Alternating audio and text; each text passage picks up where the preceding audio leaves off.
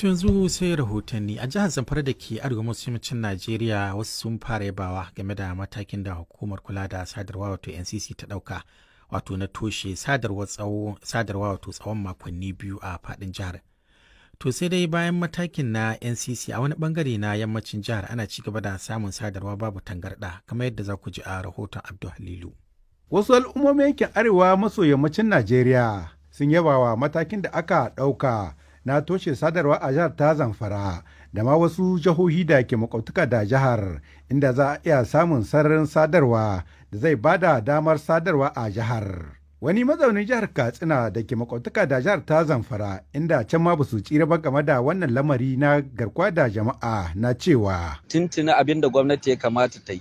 Duk da dai abubuwan da muke so su yi din da saura amma dai in aka yi hakan muna tunanin kamar da gaskiya ke. Yalla in za a yi wasu yankuna na Katsina da yankin Zamfara baki ɗaya da Kaduna da Niger in za a ɗauke sabis inda ke da wannan matsalai wata ɗaya yawa ko ba da halbi ake halbin mutanen nan ba sai san gaji san fara miƙa wuya. Don wannan waya ita ce komai tasu rayuwarsu. Da wannan man fetur da kasuwannin nan da aka rihe ba karamin tasiri za su yi ba. Zuwa yanzu dai ko za a iya cewa da alama haƙaza ta cimma ruwa. Yanzu suna tara mutane suna juya mai su kyale kama ka wuce ba su yi ma komi ko kuma su tare su ce ba abin da suke so ka kai musu in ba mai ba. To duk wannan abin zai kawo sauƙin an sa kuɗin da abubuwa da kingin wasu matakai wanda mu dama tuni muke nema kuma da 'yan farautar su da ake yi koya ne hakan. Ai duk tsiya in an shiga aiki wani zai musu waya ce ga nan za a shiga aiki to in waya ba ta aiki ai ba abin da za a iya ga musu ga nan za a aiki. To sai dai tuni wasu mazauna jihar ta Zamfara suke cewa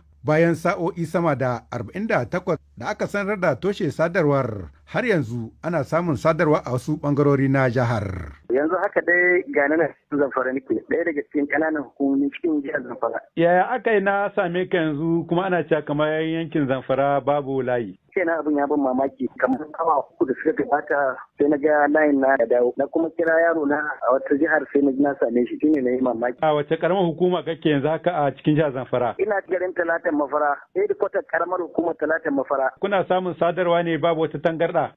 To a wannan layin dai kaga wanda ka kira ni gare shi ina jin ka tangaran kai ma kamar yadda kake ji na. To me kuke ga kamar ya haddasa haka ko kana da wani suddabaru ne? Ba wani suddabaru.